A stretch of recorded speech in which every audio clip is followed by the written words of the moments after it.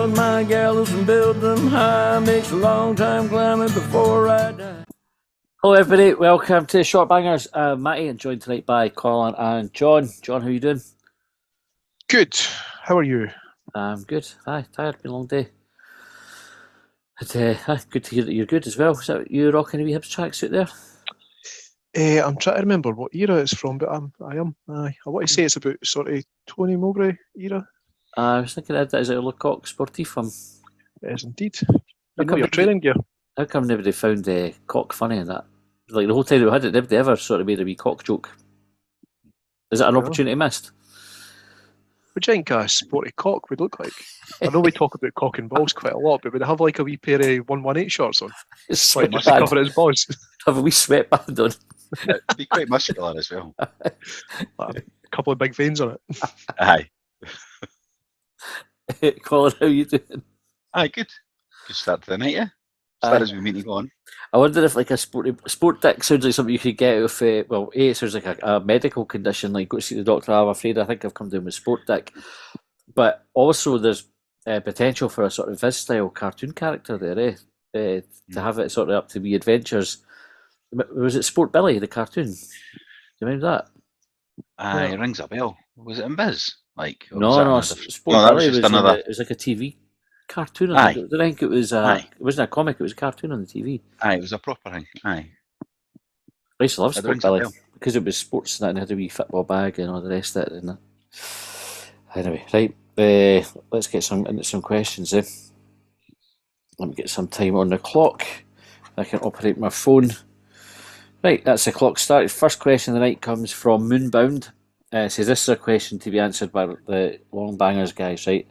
And it's if Baguettes could move, how would they move? And give you a reasoning. And I don't know if you will be able to see how they're. Oh, look at that! It's actually come up see first time. Oh yeah. Yeah, how the Baguettes are moving. So you've got one that's, how would you describe that? Like a sort of caterpillar. You've got another one sort of hopping along end to end. One going like top over tail. And then the last one's more like it's sort of pulling along with its front end. Can you put it up to the screen again? Just so Yeah, of course. No, aye. I'm going bottom left. Is that second top right almost running like a duck? Like bounding through the fields? It is sort of bounding in, it's sort of galloping along. See, it's unrealistic for the top right and the bottom right, because the baguette would break. Like it would start, the crust would start falling off it because it's Right. bending. So I think end over end is the most obvious way it would go. What if it is it only a baguette if the dough's been baked? Because that would be the only way that the baguette could like sort of slink about like a caterpillar if it was unbaked.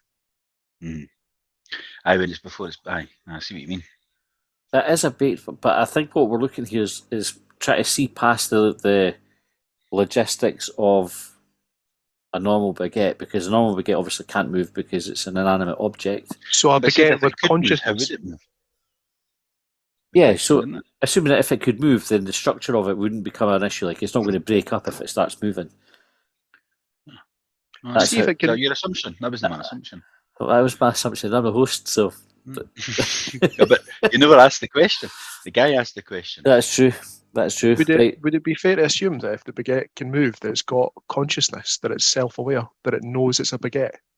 Nah, it's just going aimless, like a worm, just going aimlessly. Right, okay. I'm assuming worms didn't have thoughts.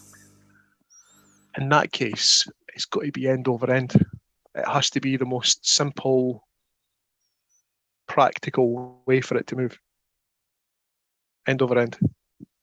Yeah, and I suppose if you were to tip one down a hill vertically, and there was, there was no weight indifference, so that it would just its momentum would take it like that down the hill, wouldn't it? Aye.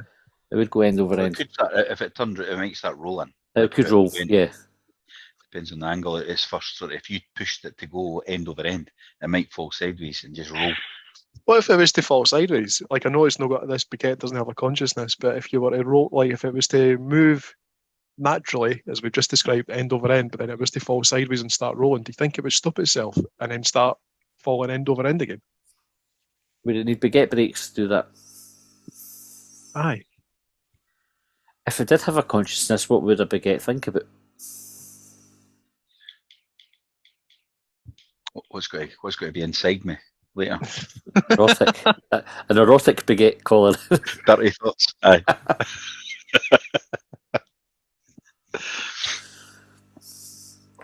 Aye, I was going to. It seems too obvious to say that it's just going to be like selfless. It's just going to think about other people's pleasure. But I'd like to think of there's a wee rogue baguette out there that's going to want to like take over the world or something. Imagine getting ruled by a baguette. Would it be more or less competent than the current Prime Minister? Or the current Prime Minister's proposed replacements. Aye, fucking hell. I'd rather vote for a baguette than a Tory. Just put it out there. What they should have in the vote, though, we might have spoken about this before, that when you get a vote, you should have an option, none of the above. Like, that should be on the card. Rather than just spoiling it. Instead of not voting, instead of spoiling it, you should just go in, and that would be a more powerful message, that we had an 80% turnout, if you ever get that high. We had an 80% turnout, so 20% still can do board the fucking arse. And 45% of that, or 55% of that, voted for nannies. Like that's a more powerful message than folk not turning up, because then that just gets put into laziness and lack of interest. Apathy. I am voting on this, and I'm going to say I don't want any. That must be. Does the lack of that option, like I'm assuming that there has to be a functioning democracy or a functioning government, or maybe not even function, but there has to be some form of government in place in the UK. But so does that mean that the lack of that option on the ballot card that you're suggesting, Colin, mean that that's how idiots end up in Parliament? Aye, but then because there's no way that they can never get a job there. What you're not saying, so the winner would still be the person with the most votes, right? Under the first past the post, like, unless you change it to a proper sort of proportional thing. But the message would be like, you've won by default because the majority didn't want you. So fucking do your best, like, because most folk didn't want you in here. You know what I mean? Whereas they do win with a minority. Every election's won by a minority, really. I mean, I don't know about the Tony Blair one when he actually smashed all records in that in sort of 97, but I mean, every other election's won by the minority because the turnout's is shit in the first place. And then they didn't all vote for the same person. So you're getting 45% of people voting, 45% of people actually turning up, and then only like 30% of them voting on the person that won. So it's nice to fucking nobody. Yeah, that's how we're ruled by them. Do you will we start the Shortbangers political party? What would be the manifesto? Fucking hell. That's one for listeners. What would you put on the Shortbangers? What would you want on the Shortbangers manifesto? There definitely would be you get rid of the decimal system and replace it with 15s. That would be part one. You can't score anything out of 10 anymore. Nah. It's like when you say 5 out of 10, what do you mean? Like, do you mean in 7.5? Say half marks. Can I do half marks? 8. Make sure cunts are indicating on roundabouts. No noisy eating like that. If you're going to be noisy eating, 100%. Cubicles for them. You go and sit in your wee noisy eating cubicle and disturb everybody. Or a pair of soundproof headphones for every adult in the country. There should be a thing in Parliament where if you say something, the Speaker of the House has to say, "Is that locked in?" Or you want to put a wee asterisk next to that. And if you put a wee asterisk next to it, no, that's probably a good thing, because that gives them the opportunity to say, well, things have changed, but if you locked it in, then you just get, and you're found out to be lying, you should be beaten to death with a big green dildo. Aye. Hey, dickheads. That would be our one. It's like, basically, we'll make it illegal to be a dickhead. It's funny you say that, because I saw something earlier. It was I think it was a quote by Jim Jeffries, who said that the Bible should just be a one-pager that said, "Don't be a cunt." That should just be the entire thing. But Hearts manager, right? Is that enough? Is it enough to just say, "Don't be a cunt"? It's a start, or is that still too open to interpretation as to what a cunt is and what you can get away with. Well, it is. It's subjective, isn't it? I think a lot of people are a cunt, but not everybody does. Aye. It is a starting point, though, isn't it? You need a definition. You need a definition. Like parameters. We need Susie Dent on, don't we? We need to invite her in to say, hey, how many definitions of cunt are there and which one's most applicable here? Right. So interesting. It is. Right, we'll move on. Scott G, if you melt dry ice, can you have a bath without getting wet?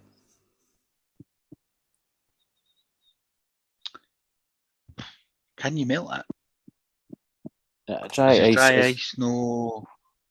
Dry ice is CO2, like minus thousands. Is there no carbon dioxide? It's not water. No.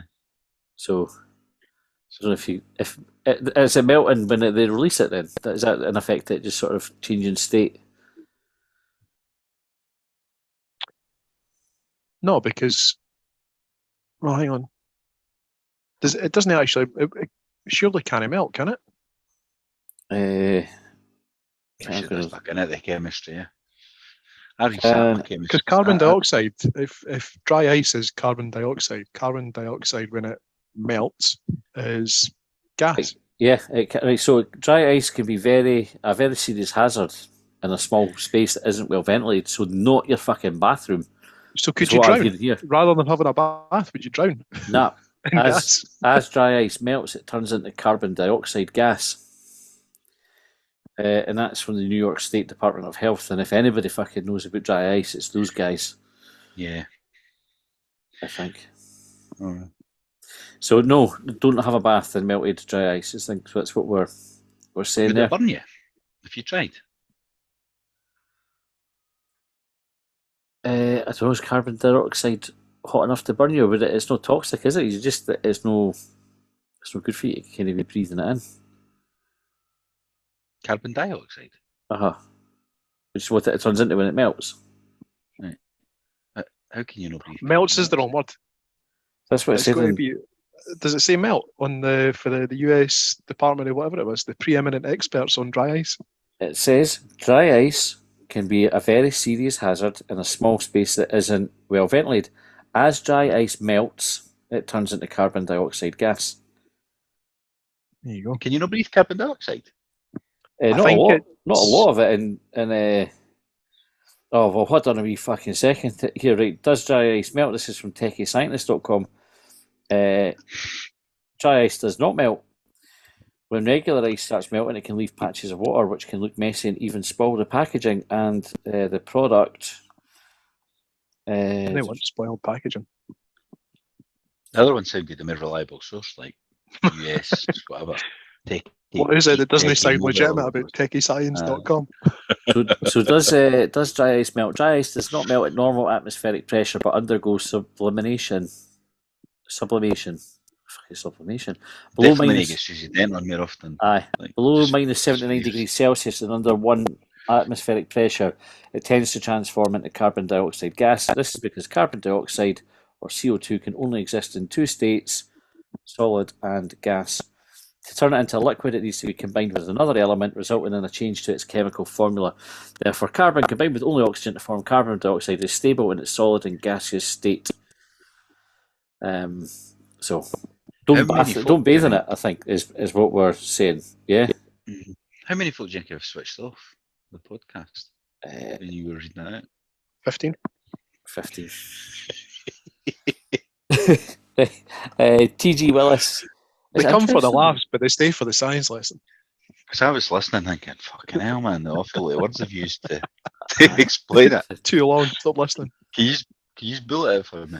It's the Wikipedia, isn't it? T.G. Willis at Short Banger. See if somebody's dead and obviously no breathing, can their stomach still rumble or can they still fart or burp? Well, the gas does escape, doesn't it, after you die? So you are like farting in that effectively, but it's just the gas leaving your body. I don't know about your stomach rumbling, but burping, I assume you burp, you definitely fart, don't you? What causes your stomach to rumble? It's just like the acid, isn't it? Like moving. So if there was any change in the levels of gas, it might rumble. Sort of just naturally. what do you think? So, when you fart, you have the farts that you try to hud in and let out slowly, so that it's no to draw attention to yourself, right? In a work environment, maybe, or Are you referring to a discrete pump? aye, at the cinema, perhaps. If you don't, if you've ever done the thing where you've got like headphones in and that, and you forget that there's other noise, and you've just sort of done like a loud fart, and then realise actually you're in a place where that probably isn't the best. Aye. I was at the gym relatively recently, and I was doing an exercise that placed a lot of pressure on my core, and I just about ripped myself into by a giant fart. Did you give yourself a wee round of applause? No, I was holding 2 big weights at the time. I was really like, it was one of those ones that, despite the headphones, like I felt it like in my ears and through the floor, like it was enormous. I had to have a look about and see like if anyone was looking at me, if they had headphones in as well. Luckily, there was music playing. There was a bit of background noise, so I'm hoping it was overlooked. Yoga and that does that as well, eh? Yeah, I farted at yoga as well. I remember when I played rugby and it was like pre-season, and you'd all be like a big loadie, and it'd be like fucking press-ups and sit-ups and stuff, and you'd all be doing the sit-ups at the same time. It was like blazing saddles, eh? Aye. Like a dead person farting would be like an already deflated balloon losing some of the air that's left in it. Just like a wee bit, no like raspy, but a bit lazy. Aye. Like just like sort of like yes. a wee flap. That's a great description of it, a lazy fart. Obviously they're dead, right? Because they get lazier than that, right? But it is a height of laziness, isn't it? Oh, he's fucking died. Lazy bastards. But aye, You'd like to think that folk that were renowned for farting in their life, that they would let out a wee sneaky one, like so that everyone got a wee laugh at the funeral or that. Aye. I mean, you wouldn't. I know that it's like probably too late or whatever, but say like you suddenly found your old man upstairs dead in bed, and just when you were about to phone the doctor, like you let out a wee pump. Oh, aye, classic dad. Right, William asked, this might have to be my shotbangers question this week, and it's how do we feel about Heinz beans filled hash browns, which are a thing. I actually haven't designed them like your traditional. They look like a fish finger, don't they? It's like a fish finger. It's hash brown stuffed with beans, effectively. How do you feel about hash browns as part of a breakfast? I like them. Mm-hmm. I would pick a titty scone over it. Mm-hmm. But when you're in England and that, titty scones don't exist, so you'll get hash brown. I would take one.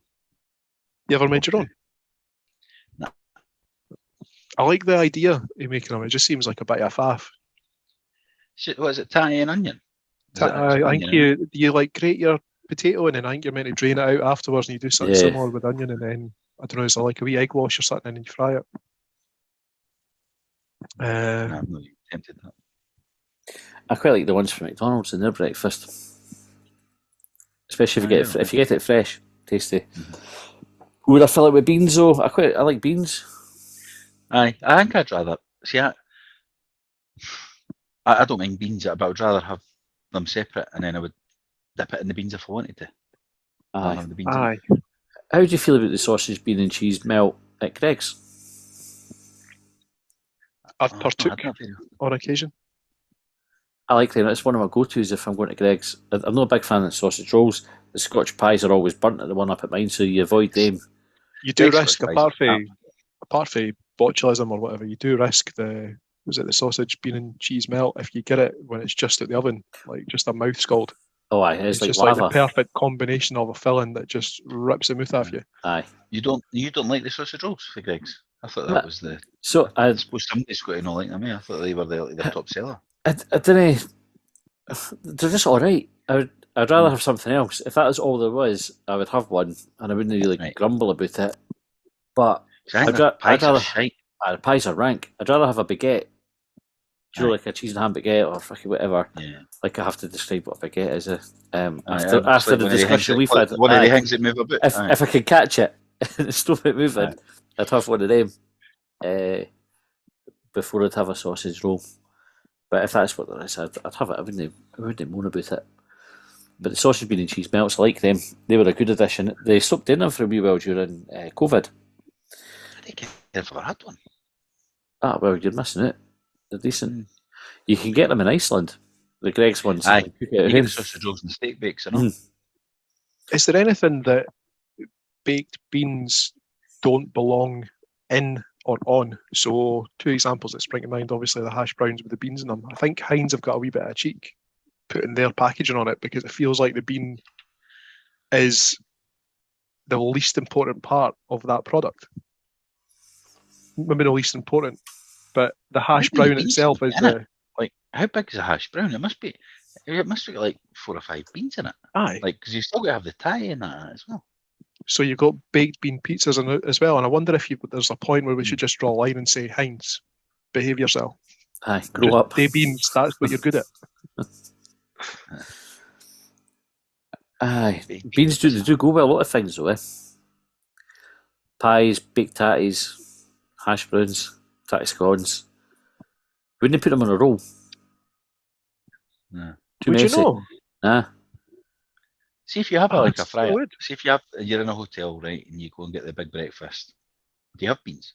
Just a wee bit. Well, I'll have a look at them and judge by if See if you can have a look at someone else's plate and how they're served. Nah, if it's a buffet breakfast, and this is the same with scrambled egg. I fucking love scrambled egg, but sometimes you see the scrambled egg and it looks fucking rank, and I'd rather no bother with bad scrambled egg. Like if you're going to do it, have it nice. But beans, sometimes you get that sort of wee skin crust on the top of it. Like if you've been sitting for a while, been sitting for ages. nah, but you could move them a bit. I didn't have it with my breakfast. I didn't bother. I'd rather a bit of tomato or mushroom it rather than beans. I like grilled tomato, or even the plum tomatoes that you get with the sauce. Oh no! I'd rather have that than beans. If I need something to dip, I'd use that. I didn't mind beans. I'd have a baked tatty in that, but my choice isn't with a breakfast. I would just no. I would rather no have it than.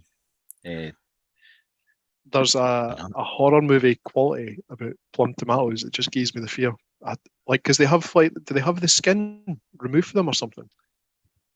Aye.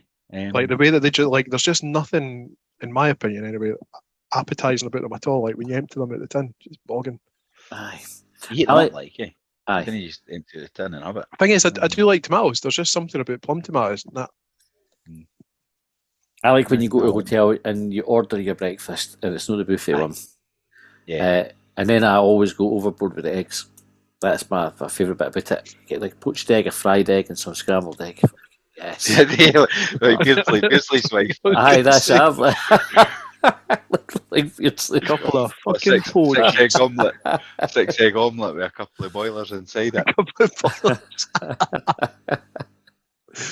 Oh, I've not listened to that for ages. Right, next question. 150k Hamlin Hill. Why is a truff and not a truff?